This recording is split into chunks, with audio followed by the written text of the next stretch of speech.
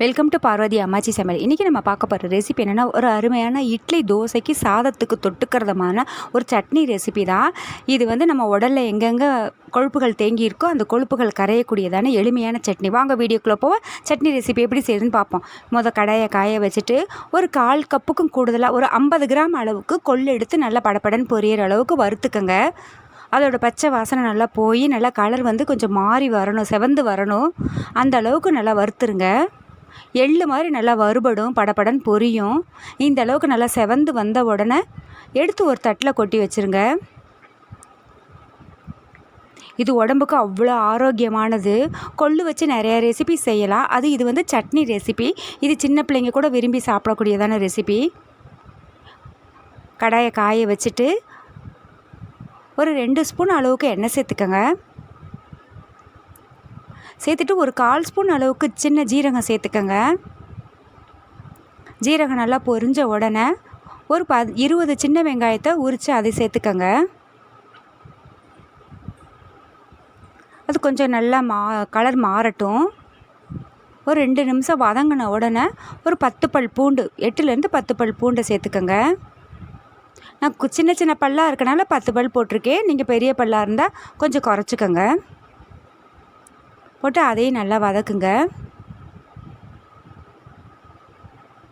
இந்த சட்னி ரொம்ப நல்லா இருக்கும். கொஞ்சோண்டு கருவேப்பிலை இலைகள் அதையும் சேர்த்துக்கங்க. காஞ்ச மிளகா ஒரு 6லேருந்து 8 காஞ்ச மிளகா அவங்கவுங்க காரத்துக்கு தகுந்தாப்பில் சேர்த்துக்கங்க. ஒரு 2 கொத்து கருவேப்பிலை இலைகளை நல்லா கழுவிட்டு அதையும் சேர்த்துக்கங்க.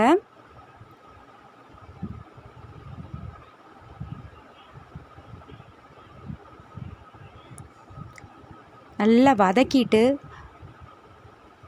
அந்த சூட்டோடையேவும் ஒரு 3 டேபிள் ஸ்பூன் அளவுக்கு தேங்காய் சேர்த்துக்கங்க. துருவின தேங்காய் சேர்த்துட்டு ஒரு சின்ன நெல்லிக்காய் அளவுக்கு புளி சேர்த்துக்கங்க. அடுப்பை ஆஃப் பண்ணிவிட்டு புளி சேர்த்துக்கங்க. புளி சேர்த்துட்டு அந்த சூட்லேயே இருக்கட்டும். கொஞ்சோண்டு உப்பு ஒரு 1/2 ஸ்பூன் அளவுக்கு உப்பு சேர்த்துக்கங்க. நல்லா ஆறட்டும். ஆறின உடனே மிக்ஸி ஜாரில் ஃபஸ்ட்டு இந்த கொள்ளு வறுத்து வச்சுருக்கோம் பார்த்தீங்களா, அதை சேர்த்துக்கங்க.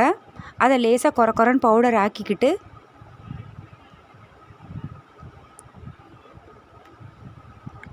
அந்த வெங்காயம்லாம் நம்ம வதக்கி வச்சுருக்கோம்ல அதையும் சேர்த்துக்கங்க. தண்ணி ஊற்றி நல்லா ஃபைன் பேஸ்ட்டாக அரைச்சிக்கங்க. நமக்கு உடம்புல தேவையற்ற சதைகளை குறைக்கிறதுக்கு நிறைய நம்ம எடுத்துக்குவோம் உணவு. அதில் இது கொள்ளு உடம்புக்கு அவ்வளோ நல்லது. பழமொழியே சொல்லுவாங்க, இளைச்சவனுக்கு எள்ளு, கொழுத்தவனுக்கு கொள்ளுன்னு. அடி வயிற்று பகுதியிலலாம் அதிக அளவு நமக்கு தேவையற்ற சதைகளாக கொழுப்பு பகுதிகள் தங்கி இருக்கும். அந்த மாதிரி கொழுப்பு பகுதிகளை கரைக்கிறதுக்கு உண்டான சக்தி இந்த கொள்ளுக்கு அதிக அளவே இருக்குது. இந்த அளவுக்கு நல்லா அரைச்ச உடனே பாத்திரத்தில் கொட்டி வச்சுருங்க. இதுக்கு ஒரு தாளிப்பு கொடுத்துருவோம். கொஞ்சமாக தண்ணியே மிக்ஸி ஜாரில் ஊற்றிக்கங்க. அது போக உங்களுக்கு கொழுப்பு கரைஞ்சாலும் உடம்பு ஸ்ட்ரென்த்தனாக இருக்கும் இந்த கொள்ளு சாப்பிட்றப்ப. கடாயை காய வச்சுட்டு 1லேருந்து 2 ஸ்பூன் எண்ணெய் ஊற்றிட்டு 1/4 ஸ்பூன் கடுகு உளுந்தம் பருப்பு சேர்த்துக்கங்க. சேர்த்துட்டு ஒரு கொத்து கருவேப்பிலை இலைகளை சேர்த்துட்டு தாளித்து கொட்டிட வேண்டியதுதான்.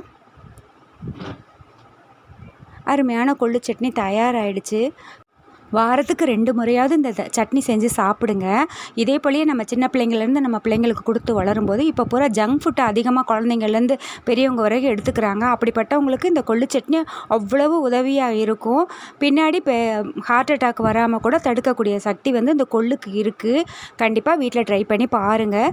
இந்த வீடியோ உங்களுக்கு பிடிச்சிருக்குன்னா லைக் பண்ணுங்கள், ஷேர் பண்ணுங்கள், சப்ஸ்கிரைப் பண்ணுங்கள். மறக்காமல் பெல் ஐக்கானை கிளிக் பண்ணுங்கள். தேங்க்யூ.